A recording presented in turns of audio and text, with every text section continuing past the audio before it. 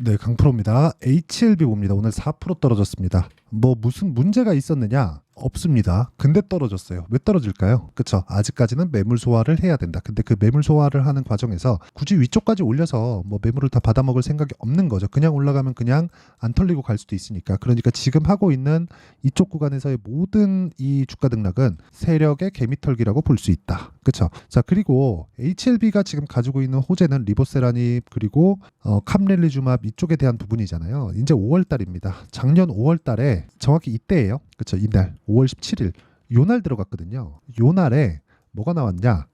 HLB의 판매 허가 신청을 들어간다는 내용이 나왔습니다. 그러면서 급등세를 보이고 나서 쭉 빠졌어요. 근데 정확하게 주가는 경기에 6개월 선행한다는 내용이 있죠. 그러니까 실제 나오는 결과보다 주가가 올라가는 건 빠르다. 그렇죠? 자, 그러면 최종적인 결과가 뭘까요? 자, 전환. 돈을 버는 것. 어디서? 위암 치료제에서 또는 폐암 치료제에서 또는 간암 치료제에서. 그렇죠?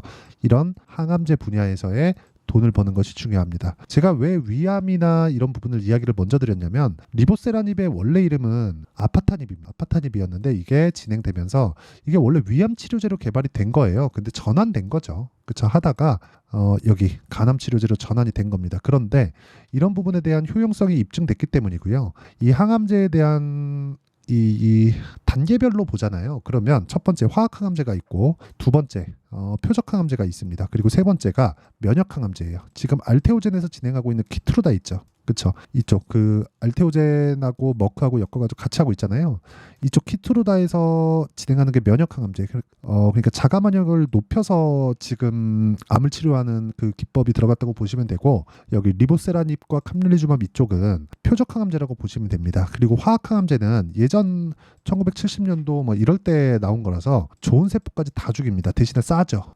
그러니까 굉장히 강력해요. 그러니까 치료 효과도 굉장히 뛰어난데 좋은 세포까지 다 죽이기 때문에 암은 자기 세포가 변형돼서 만들어진 게 암이기 때문에 이게 진짜 어렵습니다. 뭐 저도 뭐 주식 투자를 하면서 뭐 많은 공부를 하고는 있는데 정말 이 화학항암제는 좋은 세포까지 다 죽여요. 그러니까 암 치료가 어렵다는 이유가 내 세포를 죽여야 되기 때문에 그래요. 근데 표적항암제로 오면서 부작용이 줄게 된 거죠. 그러니까 화학항암제는 부작용이 어마어마했고 표적항암제는 암세포를 표적하는 그것만 하니까 표적항암제는 오히려 부작용이 줄어들었고 면역항암제는 내 면역을 높여서 몰아내는 거기 때문에 그렇죠. 치료를 하는 거기 때문에 면역항암제는 부작용이 대폭 감소가 되죠. 근데 표적항암제도 시기가 굉장히 뭐 10년, 20년 이렇게 기간이 오래 지났기 때문에 이제는 거의 뭐 기술의 정점에 들었다. 근데 그 구간에서 HLB가 FDA를 통과한다는 내용 저는 그냥 확정을 짓고 있거든요. 왜 확정을 짓냐면 주가가 올라가기 때문이에요. 이런 부분에 대해서는 제가 이야기를 드리고 이따가 이야기를 다시 드리도록 할게요. 그러니까 이쪽에 대한 효능은 사실상 입증이 된 거죠. FDA 통과가 된다면. 그런 이야기를 드리는 거고 FDA 말고도요. 새롭게 호재가 있는 그 내용은 요 내용입니다. 지금 FOMC가 끝났습니다. 금리 결정이 됐어요. 일단 동결로 끝났고요. 나온 내용은 그래요. 금리 안 올려. 근데 내리지도 않아. 그러니까 올리지도 않고 내리지도 않아. 근데 부담스럽다는 거예요. 그런데 이것에 대한 증거가 또 나왔어요. QT. 그렇죠. QT. 양적 긴축에 대한 규모를 축소하겠다. 이 내용이 발표가 됐습니다. 이게 뭐겠습니까? 연준에서 가지고 있던 채권을 팔아치우던 걸 이제는 줄이겠다. 그렇죠. 양적 긴축 할 만큼 했다. 그런 겁니다. 그러면 당연히 이 시장에 대한 유동성은 좋아질 수밖에 없고 HLB처럼 아직까지 그렇죠. 이건 그냥 FDA 판매허가 신청이 딱 나오면 자금 조달이 됩니다. 그런데 아직까지 이 자금 조달이 필요한 이 신약 개발 업체 측에서 보면은 약간 조금 좋은 호재라고 볼 수 있습니다. 그런데 그런 과정에서 그냥 오늘 확 떠 밀어버린 거예요. 정배열로 다 만들어 놓고 반등까지 확인을 해놓고 이런 상황이 됐는데도 말이죠. 그렇다는 건 지금 중요한 게 뭐겠습니까? 미래 가치를 반영하는 주식시장에서 가격이 먼저 떴기 때문에 조정을 받는 즉 개미털기 구간에 들어갔다. 고가를 넘기 전에 나오는 흔한 패턴이라고 보시면 되고요. 여기서 횡보를 꾸준히 하면 어떻게 됩니까? 한 달 했어요. 그러면 20일 딱 걸리죠. 20일 동안 주가 중에서 이렇게 보시면 돼요. 20일 이렇게 딱 찍으면 20일에서 저가 빠지는 요 날까지 3일. 그쵸? 3일 딱 지나면 21 이평선 있죠? 21 이평선이 위쪽으로 방향을 틉니다. 그쵸? 그러면 3일 뒤에는 21 이평선이 위로 가요. 그럼 여기서 한 40일 정도 더 하면 요 정도 되겠죠? 그러면 고가가 빠지는 그런 구간에서 60일선이 올라오는 상황이 만들어집니다. 그럼 여기서 가만히 있더라도 21선과 62평의 이격은 줄어요. 여기서 떨어지잖아요. 그러면 조정이 길어집니다. 그걸 판단해서 내가 매수를 해야 돼요. 그걸 판단해서. 자, 차트에 어떤 패턴을 만들면 됩니다가 아니라 나오고 있는 이동평균선을 계산할 줄 알아야 된다는 거예요. 자, 내용 보세요. 다시 이야기 드립니다. 60일 이평선에 그 만들어지는 원리는 뭐예요? 60일 동안 주가가 이동한 평균 가격이죠. 근데 60일에 저가가 높아지려면 며칠 걸려요? 지금 한 일주일 반 정도 남은 것 같네요. 대략 하나, 둘, 셋, 넷, 다여, 일곱.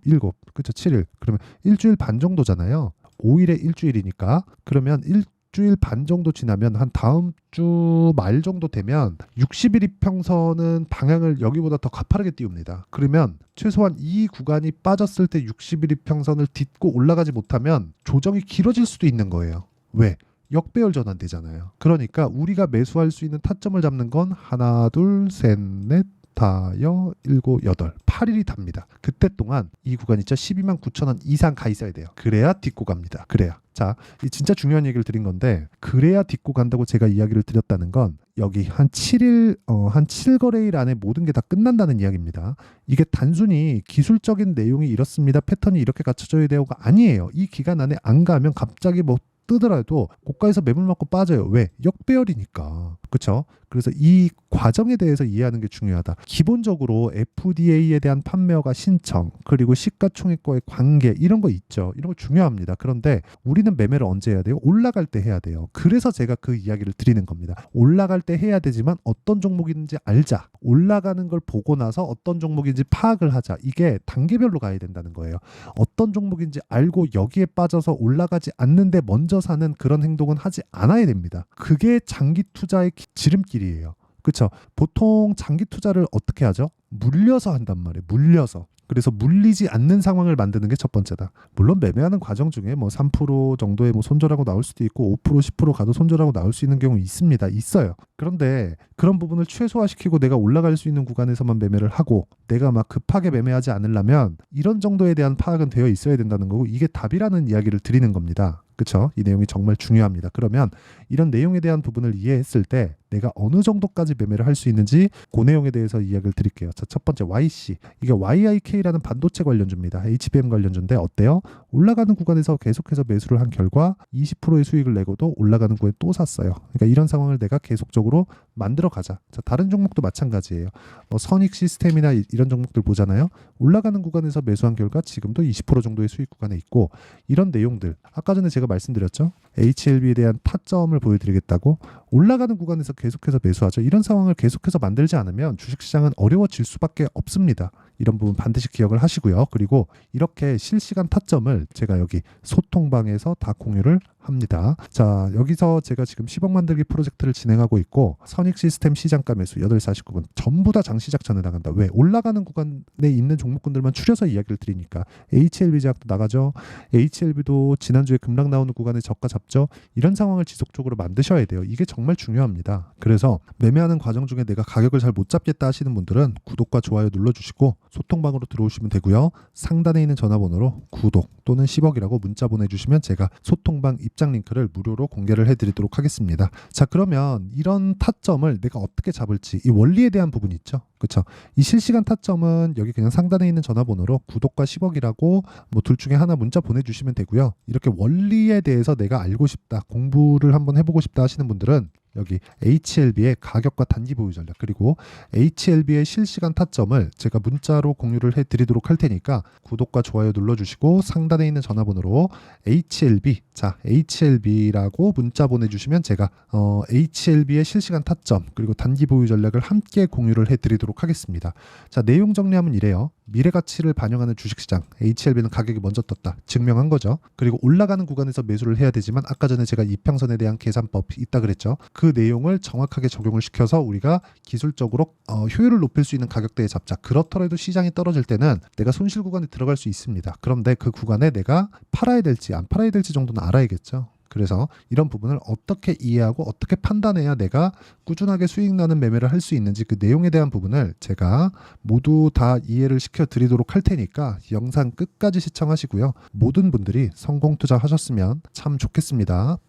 자, 24년도가 돼도 여전히 시장은 녹록지 못합니다. 이런 상황이 벌어지는 건 어쩔 수 없습니다. 이런 상황에서도 수익이 나는 종목 종목들의 구조는 변하지 않습니다. 즉 대시세 종목에 대한 구조는 변하지 않는다는 거고, 실제 제가 소통방에서 지속적으로 이야기를 드리고 있는 내용도 대시세 종목이나 시장 주도주를 공략하는 건 철저하게 가격 분석을 하라고 이야기를 드리고, 가격 분석 이후에는 이슈에 대한 파악, 그리고 이슈를 파악하고 나서는 다시 내가 얼마에 매수할지 그 타점에 대한 부분을 지속적으로 언급을 하고 있습니다.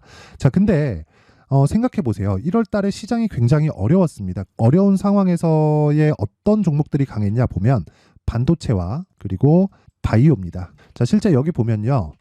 HLB에 제가 실제 매매한 내용을 띄워놓고 보여드리고 있는데, 1월 22일부터 매매를 시작해서 4일 동안 31%의 수익 마감이 됐고요. 그리고 여전히 신고가 종목입니다. 자, 그리고 그 다음 어보브 반도체, 이름을 보시다시피 반도체 종목이죠. 그리고 AI 반도체는 지속적으로 강세를 보이고 있습니다. 이 종목도 신고가를 먼저 달성한 이후에 제가 21%의 단기간에 21%의 큰 수익을 내고 마감이 됐습니다. 다시 재공략을 준비하고 있고, 이런 부분은 소통방에서 다 공유를 해드립니다. 자, 그리고 그 다음 코세스. 자, 코세스 같은 종목도 당연히 그쵸, 신고가 종목이고요. 그리고 반도체 종목입니다. 이 종목도 영업일 기준에서 이틀 동안 대략 한 15%의 수익 마감이 됐습니다.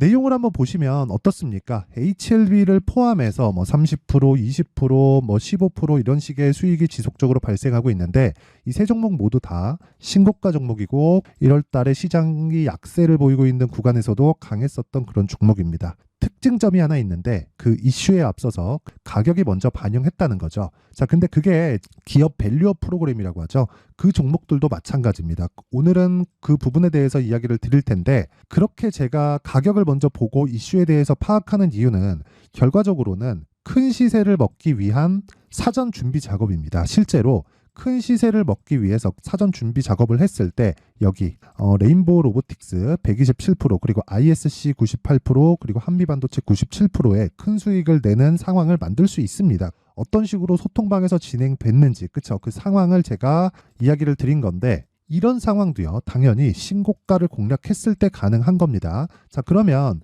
이번에도 마찬가지입니다. 그쵸? 정부 주도의 코리아 디스카운트 해소 방안이 2월 달에 발표를 하고요. 그리고 2월 달에 발표된 내용을 토대로 주가가 움직이는 게 아니라 이미 움직인 내용이 있죠. 실제 이 내용은 크게 중요한 게 아니라는 겁니다. 실제 움직인 내용을 보면, 자, 기아차입니다. 실제로 12월 달에 신고가를 만들어 놓고 정부에서 입김을 불어 넣으니까 순식간에 기아차를 포함해서 현대차 같은 거대 기업들의 주가가 2주도 채 되지 않아서 40% 정도의 큰 시세를 냅니다. 자, 그러면 우리는 어떤 종목을 봐야 될까요? 이슈를 파악해야 되는 것도 맞지만 철저하게 가격에 맞춰서 매매를 해야 되는 게 당연히 중요합니다. 정부가 주도하는 정책 방향이 있겠죠. 그 방향에 맞춰서 우리가 종목을 찾을 필요가 있다. 자, 그러면 답이 나왔습니다. 정부가 주도하는 방향에 맞춰서 제2의 기아차를 찾는 게 지금은 중요하다. 근데 정부 정책의 방향에 맞게 가자. 그랬을 때 앞서서 제가 보여드렸었던 내용인 여기 레인보우 로보틱스 127%, 그리고 ISC 98%, 그리고 한미반도체 97%와 같은 수익을 낼 수 있습니다. 물론 시간에 대한 부분은 최소 2주의 시간이 필요하고요. 그리고 최장 3개월 안에 끝내야 됩니다. 자, 기아차의 시세를 보셨던 것과 같이 2월 달에 정부 정책의 방향이 결정되고요. 바로 3월 달이면 시행입니다. 자, 그러면 우리는 거기에 맞춰서 당연히 종목을 찾아야 되고, 제가 제2의 기아차를 찾아놨습니다. 제가 아까 전에 소통방에서 이야기를 드렸었던 내용 다 공개를 해드렸는데, 그 내용처럼 종목만 받고 싶다 하시는 분들은요, 상단에 있는 제 전화번호로 대시세, 자, 대시세라고 문자를 보내주시면 정부 정책의 방향에 맞는 종목을 모든 분들에게 무료로 공개를 해드리도록 하겠습니다. 자, 제가 원하는 건 채널 성장이 목적입니다. 자, 그래서 구독과 좋아요 꼭 좀 부탁드리고요. 모든 분들이 정부 정책에 맞는 방향으로 매매를 이어가서 큰 수익 보셨으면 좋겠습니다.